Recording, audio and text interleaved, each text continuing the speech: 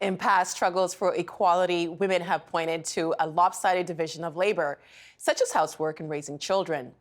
Last year, in an article for Harper's Bazaar, journalist Gemma Hartley added another category to that list: emotional labor.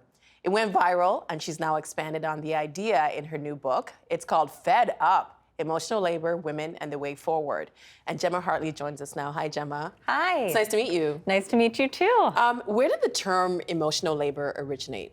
So it originated with Arlie Hochschild back in the 80s. She coined the term to talk about the emotion work that women were doing on the job as airline attendants, and sort of showing how they would have to put up this false front to keep the customers around them comfortable and happy. Like very friendly, Yeah, very accommodating. friendly, very accommodating, you know, putting their needs last, really burying what they actually felt so that they could put forth this really happy, comfortable, homey persona that, you know, helps everyone feel at ease during Why was air that travel. done?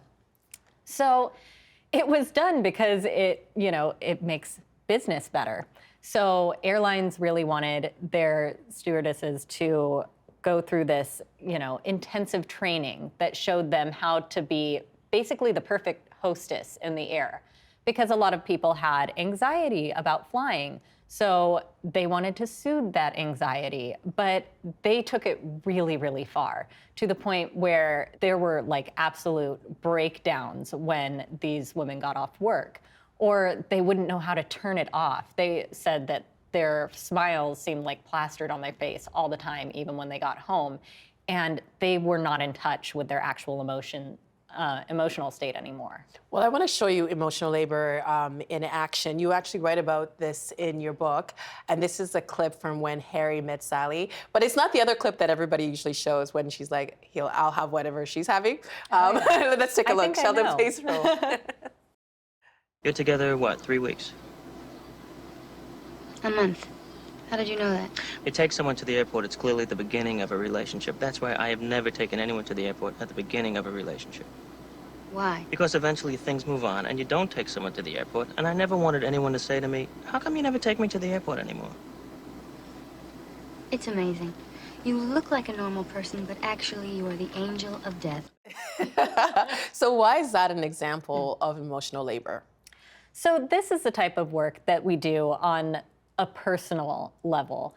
And taking someone to the airport, I thought, was a really great example, because it's the sort of mundane, everyday thing that women would absolutely tend to, but men tend not to want to do. I love how he says, you know, I don't want to set up that expectation only to get the disappointment later. Like, I'll just disappoint her from the beginning. And then we know that the bar for emotional labor is set very, very low in that relationship. Well, and early in the book, you point out that the amount of time that fathers spent on housework more than doubled between 1965 and 2015, and the amount of time they spent on childcare nearly tripled. That's great, right? Yeah. Things are getting better. Yeah, it's absolutely progress. And the reason that I quote those numbers is to show that there is progress here. But emotional labor has remained really sticky because it's invisible work. It's mental and emotional, and it's very difficult to quantify that type of work. So we can, you know, point to all of these great advances that we've made in, you know, gender equality within the home, but there's still this whole side that has been left unexplored for decades. You also make the assertion that emotional labor is part of the reason that women live longer and are healthier than men. Why is that? So really, emotional labor is a lot of community building skills, a lot of relational skills. We do a lot of the kin work that keeps families together, and we also do that with our friends, and we do it for our partners often. And so for women, these bonds really help keep us healthy. You know, strong social bonds are something that really helps people with their longevity and their happiness. And for men, they get those benefits as well. But if they lose their partner unexpectedly, they don't have these skills already in their lives. And so it contributes to this cycle where men are not taking care of their own needs. And if they lose their partner, they lose that social network. They lose that, you know, strong family bond that has been fostered for them all these years.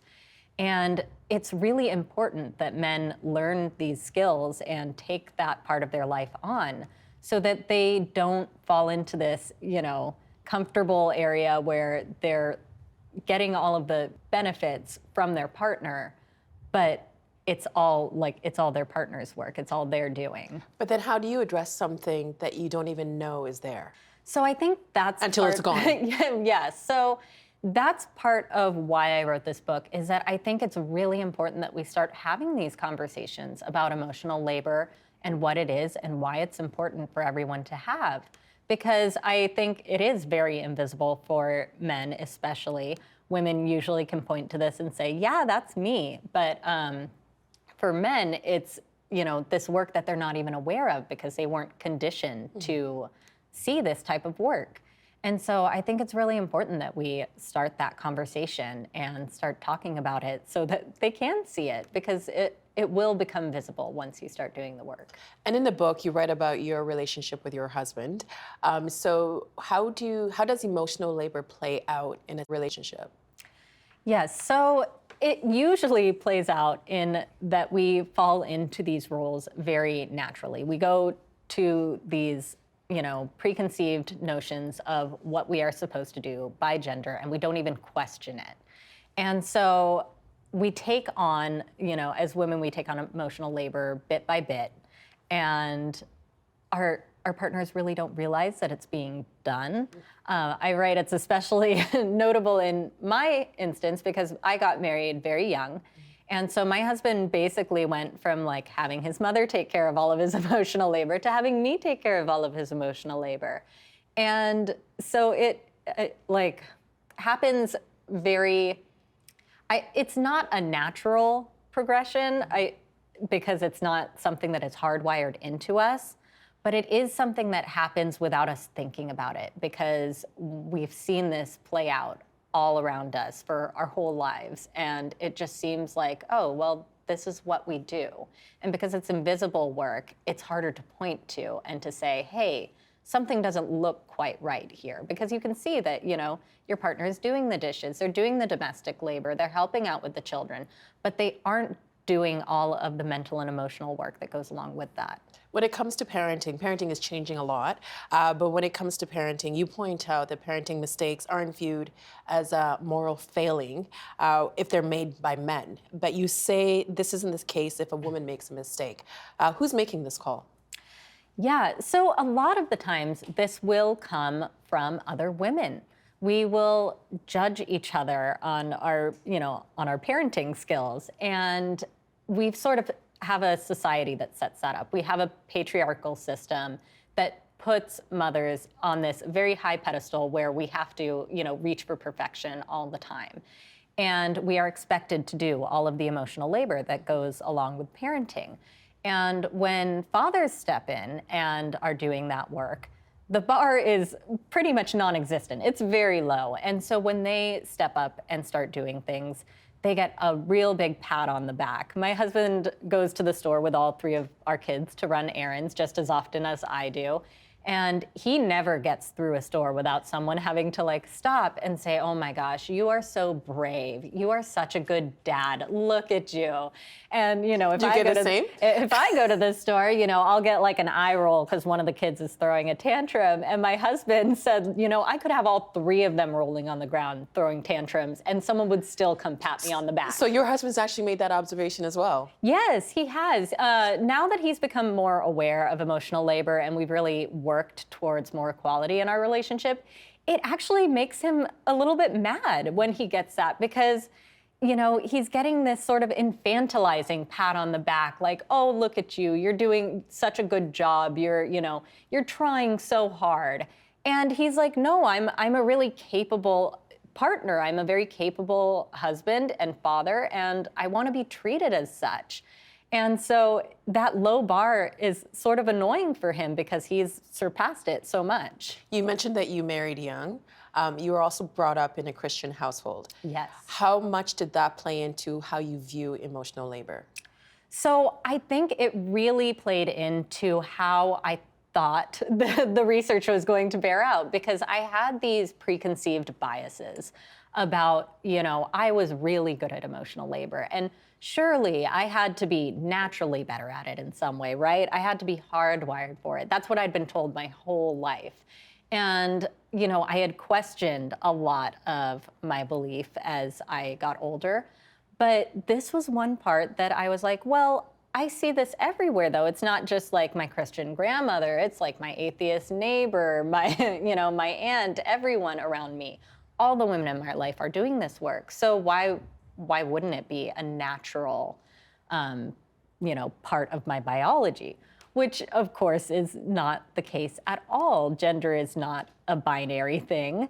And there is no evidence that supports women being naturally better at this work. So you're saying that we're conditioned in society to perform these roles? Yes, we're conditioned from a very young age. I talked to a researcher who said that as early as 3, we are learning these roles. We're absorbing them even if we can't, verbalize what we're seeing.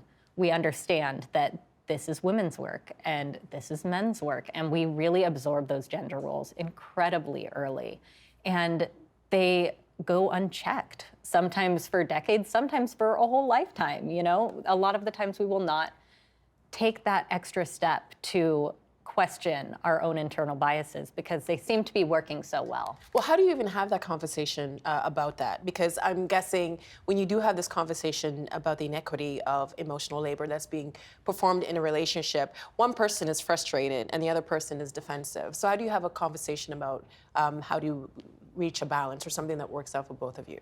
Yeah, so I think the way to go about it is not to have like a meltdown in your closet on Mother's Day, which was my initial way of doing it.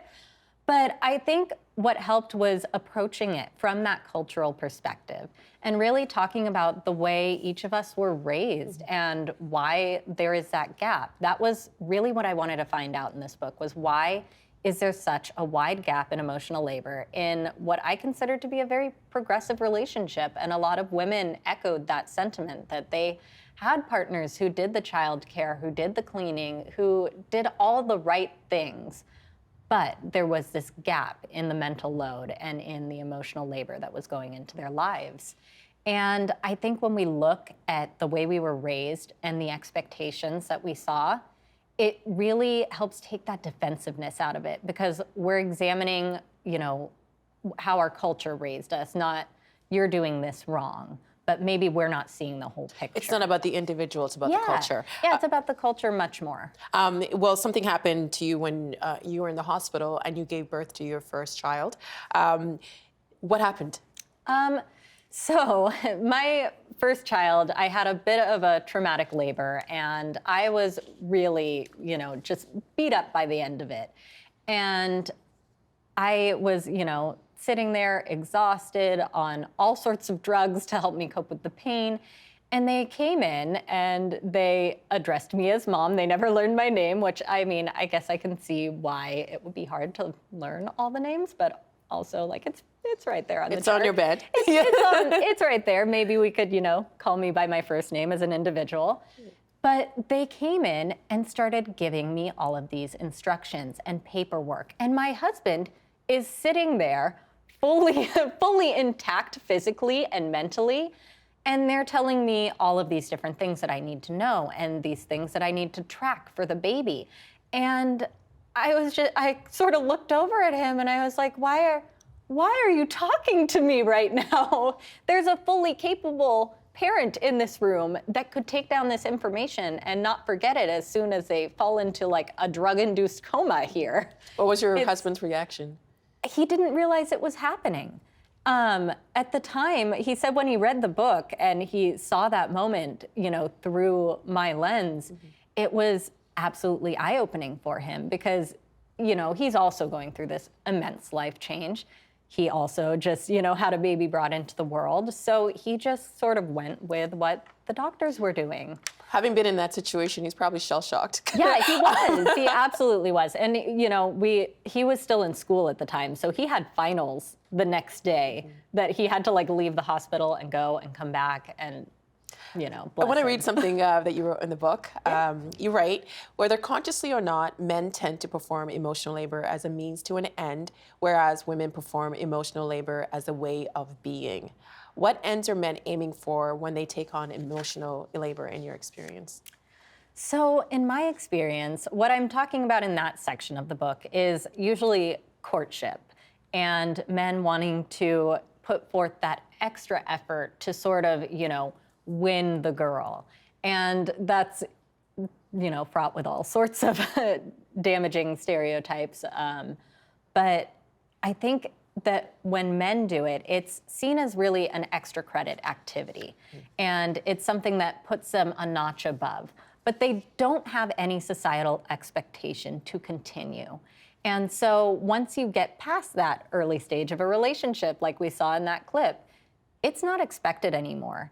And so women sort of brace themselves for this gradual, de-escalation of emotional labor where they are taking on more and more, and their partners are not. You also write that during work hours, women's emotional labor shifts to hired help. How does this dynamic contribute to the problem of emotional labor imbalance? So especially, I write this from an American perspective. And in the US, I know that we have a really big problem with paying well for childcare and for house cleaning. Those jobs usually go to immigrants or women of color. And it really shows how little we actually value this work in society, because we are not willing to pay for it. We will pay lip service all day long to mothers and the, impossible job they do and all that, goes along with it. But when we take the actual physical labor and hand it off to someone else and give them the care work, we aren't paying well for it. And we are really holding up a system of poverty for the women who do this work. And so it really broadens the scope of what emotional labor is doing to our society when we are not valuing it. And so it's really What is it worth? If you were able to put a number to it, what would it be worth? Well, I mean, it's hard to say. What I would like it to be worth is a lot more than what it is worth, because in society we don't put a lot of worth on jobs that we see as women's work. And so emotional labor heavy jobs generally tend to fall on the lower end of the pay scale. And you also talk about the control freak argument. And I'm sure you probably heard that from people who've spoken to you in the past, saying that maybe you are a control freak, maybe you just need to chill with the stuff that's happening in the house. How does that ignore the real problem? Yeah, so the control freak argument is a very common one that I get. And a lot of feminist texts in the past few years have advocated for letting it go. That's the solution. If you want to have the high-powered career and enjoy your family, you just need to let it all go. And what I write in the book is that there are so few things that I do for the joy of control. I do these things because I know that it's the most efficient way to run my household. I know it's what keeps everyone comfortable. I know it keeps things running smoothly. And so when someone tells me that I can simply, really lower my standards, let things go, they're ignoring the value of the work that we're doing when we undertake emotional labor. We are doing things that we've planned out because they make sense for our families. They make sense for our individual, needs. And I think it's really important that we can agree on a shared standard rather than say, the onus is on you to let it go so your partner doesn't have to change, because it's not his problem, it's your problem if you're exhausted by emotional labor. That's what the argument is saying, that there is no onus on men to change. It is all on you to change your behavior and to change your needs, basically. Changing your own behavior is very difficult, and getting somebody else to change their behaviors doubly hard, Yes. right? What do you mean when you say that men need to stop using comparison as an excuse for not changing? So I think this is a very common trap for progressive men, is that they can look at their father's generation, their grandfather's generation. They can even usually look around them and say, but look at how much I do compared to my dad, compared to, my friend who calls it babysitting when he watches his kids. And they'll say, look at how well I am doing compared to other men. And what I like to say is, there is no other man in this marriage. What we're comparing is, what does my work look like compared to your work? Because this is a partnership. And so bringing in another, outside person is not going to help us find our balance.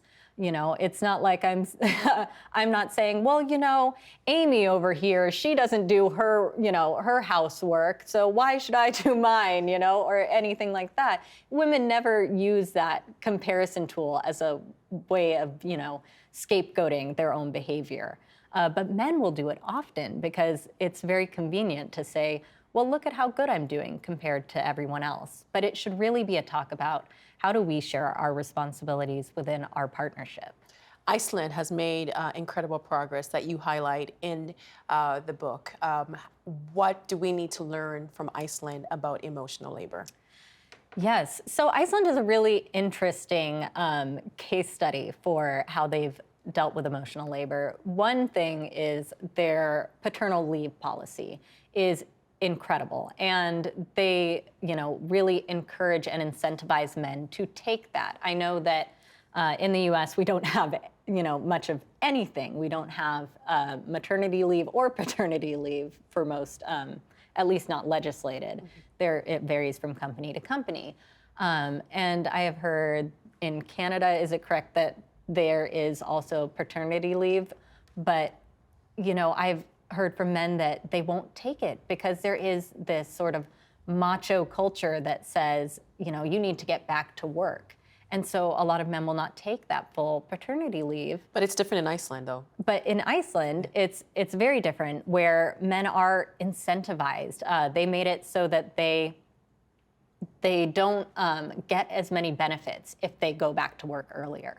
And so for men, it makes it a no-brainer. I'm going to stay home, because most men want to do that anyway. Most men I talked to said if it wasn't for their culture, they would want to stay home and spend that extra time with their children.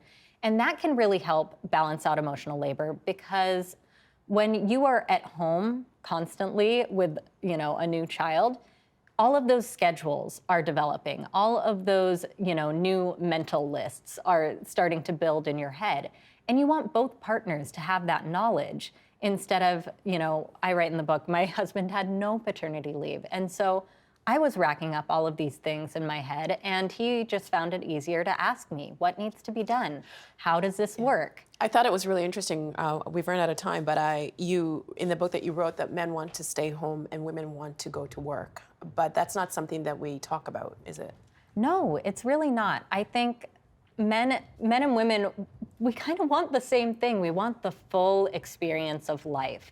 And I think emotional labor and men learning how to perform emotional labor is how we get there, where everyone is really fully connected to their lives and experiencing all of it. Gemma, thank you so much. Yeah, thank Great you. book. Thank you for your insights. We appreciate you making some time for the agenda. Yeah, thank you for having me. Thank you. The Agenda with Steve Bacon is brought to you by the Chartered Professional Accountants of Ontario, helping businesses stay on the right side of change with strategic thinking, insightful decisions, and business leadership. Are you on the right side of change? Ask an Ontario CPA.